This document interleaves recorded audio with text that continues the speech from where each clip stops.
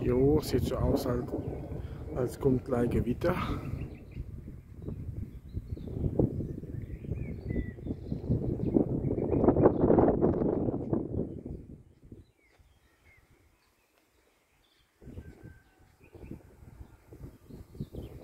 Langsam wird es windig.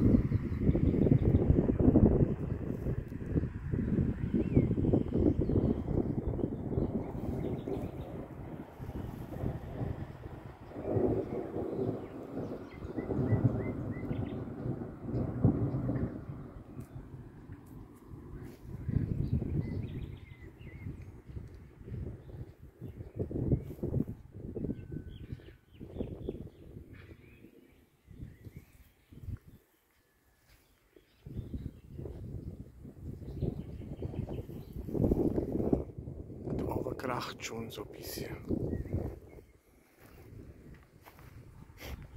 Ui, ein bisschen windig schon, aber halt war es wirklich heiß. So 32 Grad hier.